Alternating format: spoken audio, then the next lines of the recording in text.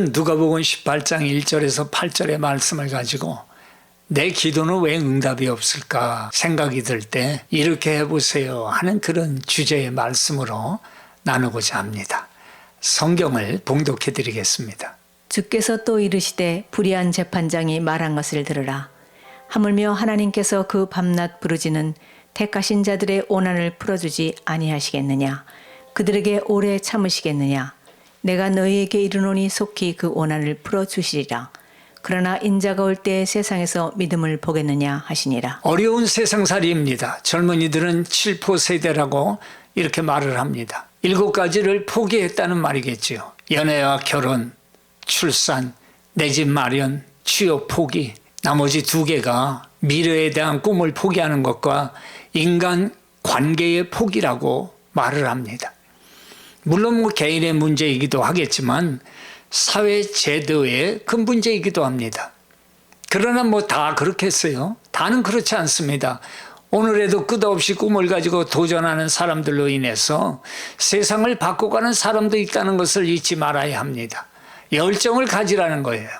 어느 대기업 인사 담당을 한 분이 신입사원을 뽑는 거에 대해서 말씀을 하시는데 그런 말씀을 하세요. 요사이는 사람들 학력이나 스펙이 굉장히 좋다는 거예요. 내가 무슨 학교 나오고 어떤 경험이 있고 등등 자기가 생각해도 부모가 돈 많이 투자했겠구나 하는 그런 생각이 들더래요.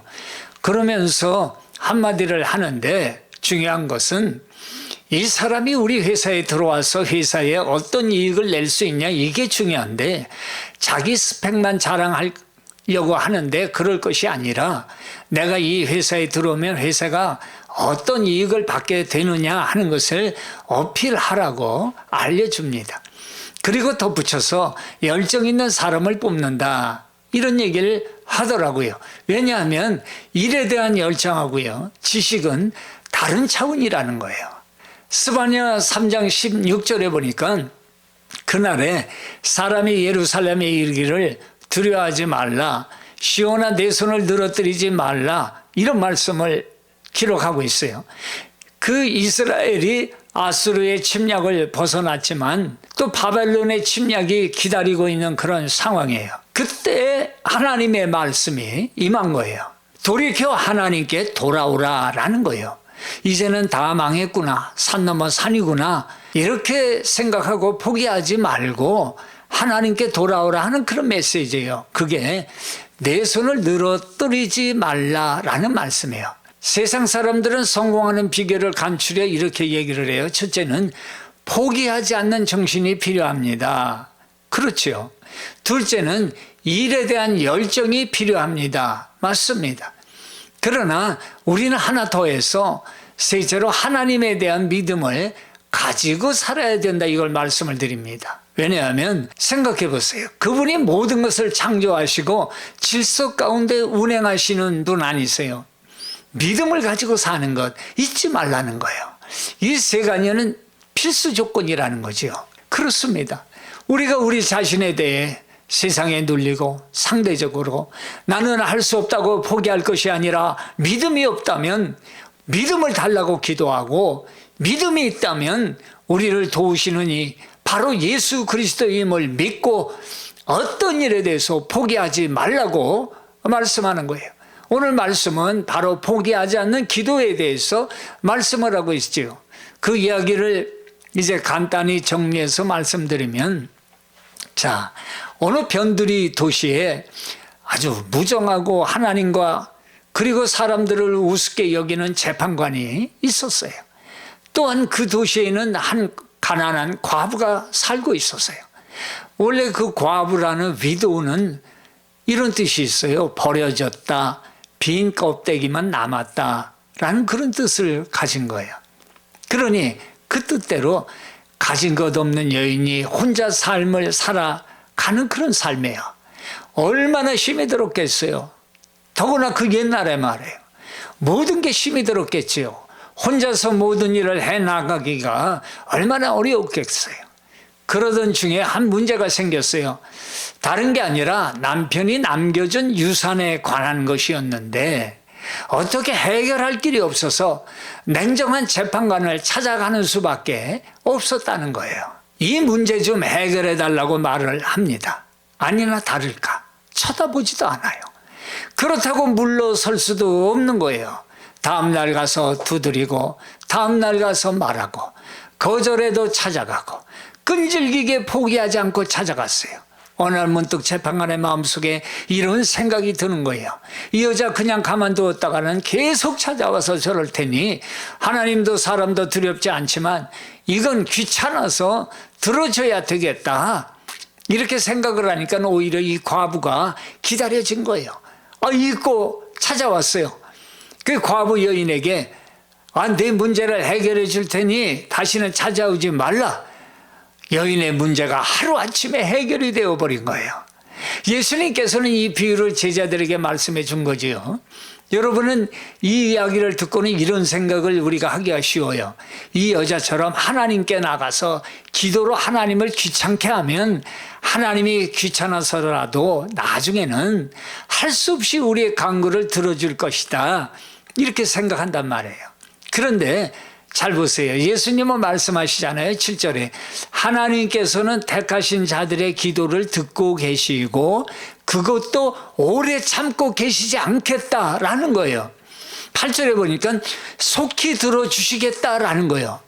그러면 이런 의문이 생겨요. 나는 지금 이 시간에 응답이 필요한데 바로 들어주시겠다. 속히 들어주시겠다. 그런데 응답은 하나님으로부터 바로 오지를 않는데 이 여인처럼 끈질기게 포기하지 않고 그래도 기도해야 되는가? 하나님은 왜 우리를 때로는 이런 상황 속에 우리를 두시는가? 이런 의문이 들 수 있단 말입니다. 오늘 말씀에 초점이 있어요. 그건 응답의 시간이 아니라는 거예요. 언제라는 시간이 아니라 포기하지 말라는 거예요. 그럼 왜 시간이 길어집니까?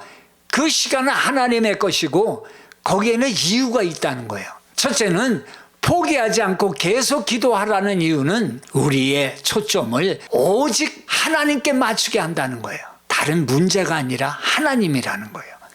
우리가 기도할 때 하나님께서 우리에게 원하시는 것이 무엇일까요?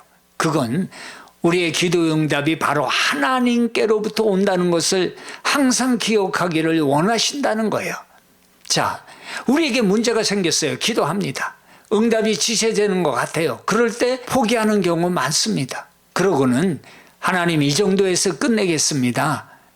그래야 하나님 체면도 살려드리고 내 믿음도 더 이상 잃지 않기를 원합니다. 속으로. 그렇게 하고 끝내는 경우가 많습니다. 그러니까 항상 기도를 하고는 응답은 뒷전이고 기도했다는 것이 중요하게 생각을 하는 데에서 멈춰버린다는 거예요. 그게 문제라는 거예요. 그러고는 친구 찾아 세상 찾아다니지만 문제를 해결하는 데는 아무런 답이 없다는 거예요. 조련사들이 사자를 길들일 때 작은 의자를 사용을 합니다. 그 사자에게 의자를 들이댈 때 사자의 신경은 의자의 네 다리에 분산이 된다는 거예요. 그리고 결국은 무력해진다는 거예요. 우리의 기도를 하나님께 집중하지 않으면 마음이 분산이 됩니다. 아무것도 얻을 수가 없다는 거예요. 성경 예를 한번 볼까요? 창세기 12장에 아브라함은 믿음의 조상이라고 일컬어지죠. 다 아시죠? 그러나 그도 인생을 살면서 생활에 어려움을 만났어요. 삶이 어려워졌어요. 믿음의 사람도 그렇다는 거예요. 그때 애굽의 소문을 듣고는 그리로 내려가기로 하고 부인하고 약속을 해요. 누이라고 속이기로 둘이 합의했어요. 결정했어요. 처음에는 일이 생각대로 잘 진행이 되는 것 같았어요. 살 집도 정해졌고 먹는 문제 해결된 거예요. 그런데 이게 웬일입니까? 부인을 애굽 왕 바로의 궁으로 빼앗겨 버린 거예요. 누이라고 속이지 않았더라면 하고 후회해도 소용이 없는 거예요. 이미 일은 벌어진 거예요. 아무리 좋은 것이 집이 먹을 것이 있으면 뭘 합니까? 가장 중요한 게 뭐예요? 같이 나눌 사람이 없다는 것이 바로 불행하다는 거예요. 사랑하는 사람을 잃어버리고 그 밥이 맛이 있겠어요? 머리를 쓴다는 것이 세상적이었더니 자기 올무에 자기가 빠져버린 거예요. 이 아브라함의 잘못을 해결해 주신 분이 계시는데 누구십니까? 부인을 데려간 집에 재앙을 내리고 아브라함은 사라를 다시 찾아오게 됩니다. 그 땅에서 결국은 쫓겨남을 당하지만 부인과 함께 제사를 많이 얻어 돌아오게 되지요. 그는 그때 깨닫습니다. 기근도 어려움 속에서도 우리가 붙들어야 할 분은 바로 하나님이라는 사실을 깨닫게 됩니다. 구원받은 후에도 기근이 있고 그때에도 포기하지 말고 하나님을 붙들라고 말씀을 하시는 거예요. 마리아도 보세요. 어느 날 천사가 예수님의 나심에 관해서 마리아에게 얘기하잖아요. 마리아야, 내가 성령으로 잉태해 아들을 낳을 것이다. 그 이야기를 듣고는 마리아는 크게 놀라고 두려웠겠지요. 깊은 고민도 했을 거예요. 이 일로 파혼당하지 않을까? 사람들이 이 일을 이해해 줄까? 창기 취급을 하며 돌을 던지지는 않을까? 그런 고민과 염려를 극복하고 마리아가 최후의 고백을 합니다. 주의 여종 이온이 말씀대로 내게 이루어지길 원합니다. 누가복음 1장 38절 고백하죠. 그때 마리아의 관심은 자신이 사람들에게 오해받는 것보다 오직 하나님의 뜻이 더 중요했고 그 순종으로 예수 그리스도가 이 땅에 오시게 된 것입니다. 시편 105편 4절에 여호와와 그의 능력을 구할지어다 그의 얼굴을 항상 구할지어다 말씀합니다. 하나님을 구하면 강해지리라 하는 말씀이에요. 강한 능력의 초점은 바로 하나님임을 알고 항상 하나님께 초점을 맞추라는 것입니다. 예수님은 항상 하나님의 뜻에 초점을 맞추셨다는 거예요. 둘째는 끈질기게 기도해야 하는 이유는 우리의 간구를 뚜렷하게 해준다는 거예요. 자, 우리가 연초 또는 기도를 하기로 작정하기로 마음먹은 때에 많은 기도의 제목을 놓고 기도를 합니다. 하나님 이것도 해주시고 저것도 해주시고 그것도 해주시고요. 그러다 연말쯤 되거나 아니면 기도의 끝머리에 가보면 아예 기도를 안 하는 사람도 있고 어떤 이는 완전히 다른 걸 기도하는 경우도 있습니다. 그렇다 보니까 기도를 하긴 하는데 반신반의하면서 하는 기도도 있구나 하는 것을 느끼게 됩니다. 또 내 욕심으로 하는 걸 느끼게도 됩니다. 즉 좀 구체적이지 못한 기도가 있다는 것을 스스로 알고 느끼게도 된다는 거예요. 남이 하니까 나도 그냥 한다라는 유행적인 기도가 있다는 것을 알게 되지요.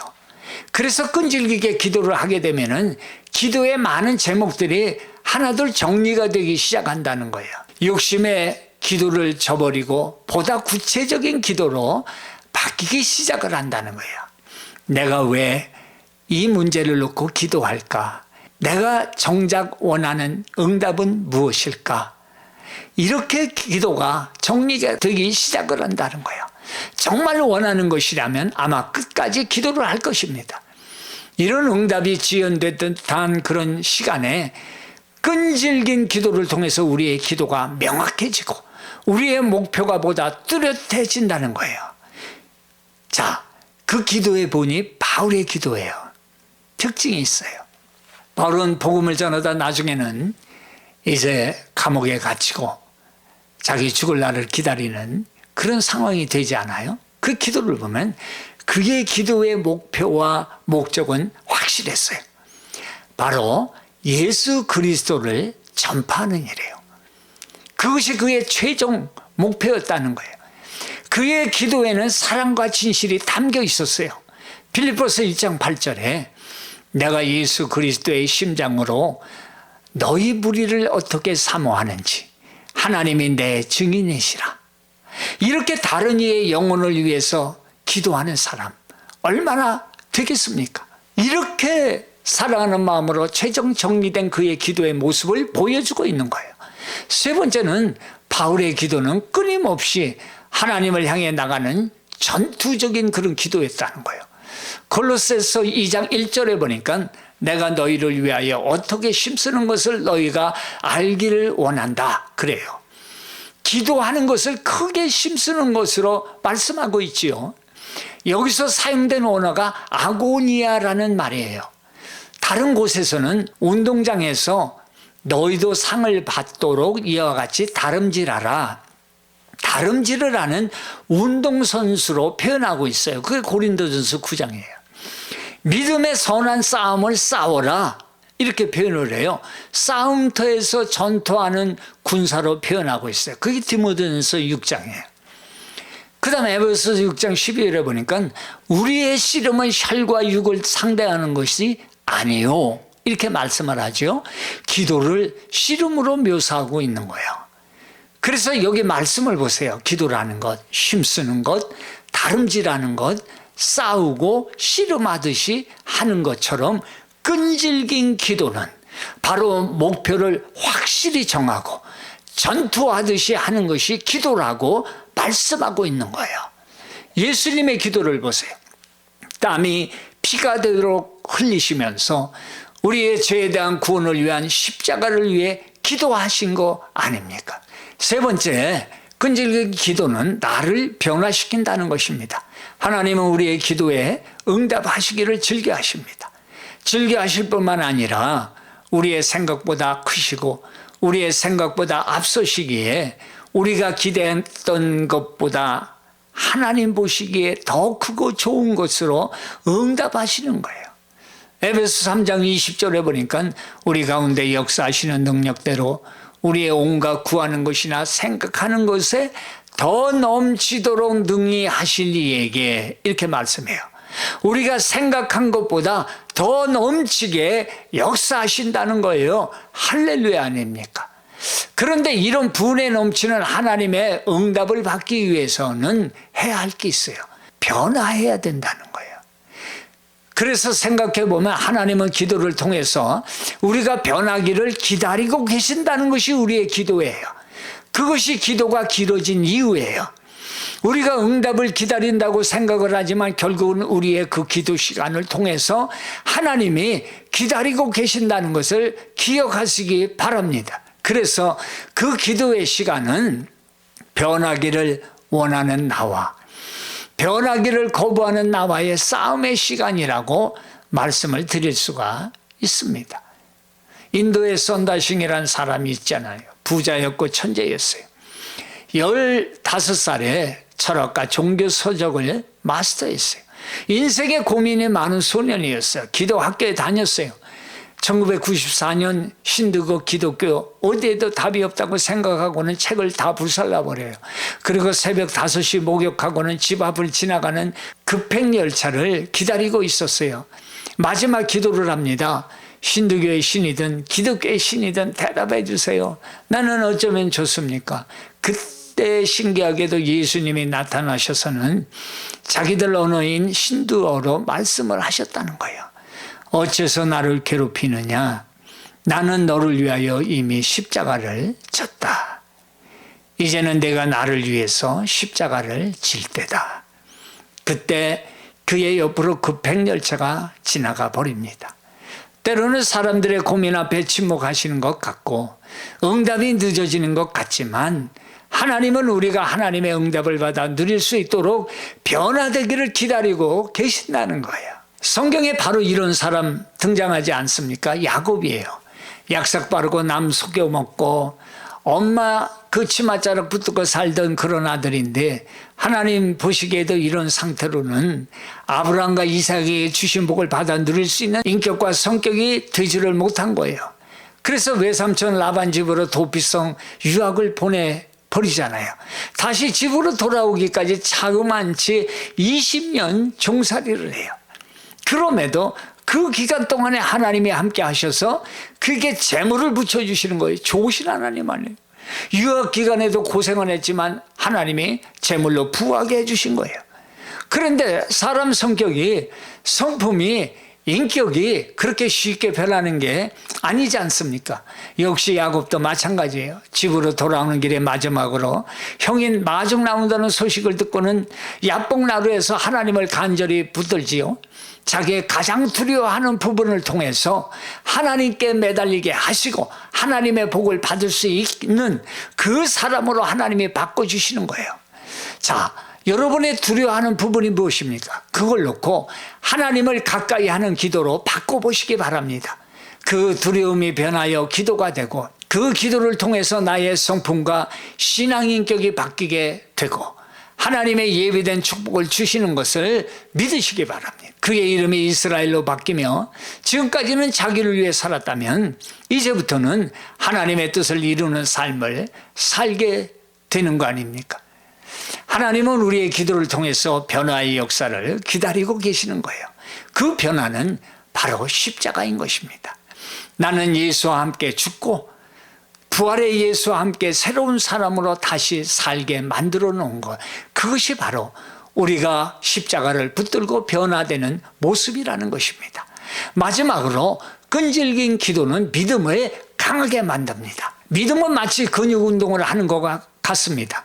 웨이트 트레이닝을 할 때 처음에는 가벼운 것을 들 수가 있어요. 가벼운 것이라도 들고 나면 그 다음날은 온몸이 아프죠. 왜냐하면 안 쓰던 근육을 썼기 때문에요. 3일 지나 몸이 조금 아파도 무게를 조금 늘려갑니다. 며칠 후 조금씩 그 늘려가면 몸에 살이 빠지고 근육이 붙어가면서 무게를 점점 무거운 것으로 들 수가 있지요. 믿음이 그렇다는 거예요. 처음 문제를 만나면 그 문제가 크건 작건 간에 처음 운동한 것처럼 온몸이 마음이 아픕니다. 너무 괴로워요. 그런데 기도하고 또 기도하면서 마음은 안정되고 그런 자기의 모습을 보게 되고 자신의 부족을 위해서 기도하게 되고 나중에는 무거운 것을 들 수 있듯이 상대방을 위해서 기도할 수가 있게 된다는 거예요. 또는 그 문제가 존재하긴 하는데 보는 각도가 달라지기도 하고 어떤 것은 아예 문제 같아 보이지도 않아서 이런 것 때문에 내가 기도했나 할 정도가 된다는 그런 것도 있다는 거예요. 믿음이 성장을 한 거예요. 믿음은 바라는 것들의 실상이요 보지 못한 것들의 증거라고 했습니다. 어떻게 보지 못한 것들의 실상을 그릴 수가 있는 겁니까? 기도를 통해서라는 거예요. 기도를 통해서 그림이 그려지고 마음에 새겨집니다.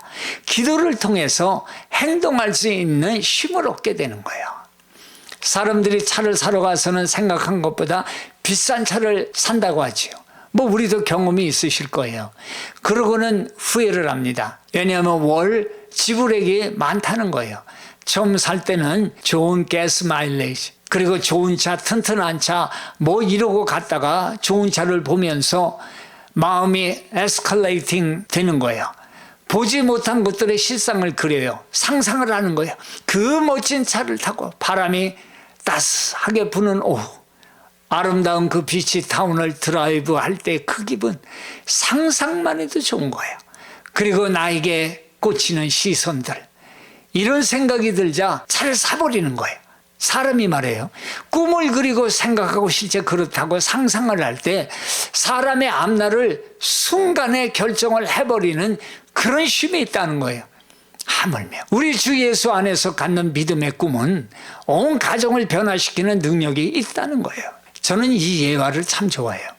서부를 개척할 때 이야기인데 어느 사람이 사막에서 길을 잃고 가는데 낡은 오두막집을 발견했지요. 목은 마르고 해서 주위를 둘러보니까 물은 없고 낡은 녹슨 펌프가 있는 거예요. 펌프질을 하지만은 먼지만 흩날릴 뿐 물은 안 나와요. 태양은 머리 위에 장렬하고 부는 바람은 먼지를 일으키고 기침은 클럭클럭하고 나옵니다. 그때 집을 쳐다보니까 집 창문 아래 낡은 주전자가 있어요. 다가가 보니까 주전자 아래에 두껍게 깔린 오래된 종이 한 장을 보게 돼요. 이렇게 써 있어요. 이 물주전자에 담긴 물을 모두 사용하여 펌프질을 할 것. 주신 떠나기 전에 이 물주전자를 반드시 채워 놓을 것. 주전자를 열어보니까 쓰인 그대로 물이 가득 차 있는 거예요. 갈등이 생겨요. 물 확 마셔보니까 갈등은 해소될 수 있지만 앞으로 갈 길을 생각하면 암담한 거예요. 이제 믿음을 가지고 펌프에 넣어버립니다. 펌프질을 하는데 처음에 퍼걱퍼걱 소리 나요? 계속해서 물을 붓어요. 믿음으로 붓어요. 다 붓어요. 소리가 달라지기 시작하더니 땅속에서 시원한 물이 펌프를 타고 쏟아져 나오는 거예요. 온 그릇에 다 받아놨어요. 목욕도 하고 주전자의 물을 가득 담고 길을 떠나게 된 겁니다. 그러고는 자기도 이런 메모를 남겨요. 정말 잘 될 것입니다. 저를 믿으세요. 당신이 이것을 다 쏟으면 모든 것을 얻을 것입니다. 이런 메모를 적어요. 아직은 포기할 때가 아니라는 거예요. 주전자에 물이 있듯이 우리에게는 하루를 기도할 힘은 남아있지 않습니까? 다 쏟아부으십시오. 예수님은 십자가에서 물과 피를 다 쏟아 우리를 위해 죽어주신 거 아니에요. 다 쏟아 부으며 죽음으로 끝을 맺으셨는데 부활의 예수님으로 다시 사신 것입니다. 하나님의 시간은 정확합니다. 아직 죽은 것이 아닙니다. 기도에 다 쏟아 부으라는 것입니다. 하나님께 초점을 맞추게 될 것입니다. 우리의 갈 바를 알려주실 것입니다. 우리 자신이 변화될 것입니다. 믿음을 강하게 하시는 은혜를 주실 것입니다. 아직은 끝이 아닙니다. 포기하지 말고 끈질기게 기도하실 때에 새로운 길이 열리게 됨을 믿으시기를 축원합니다.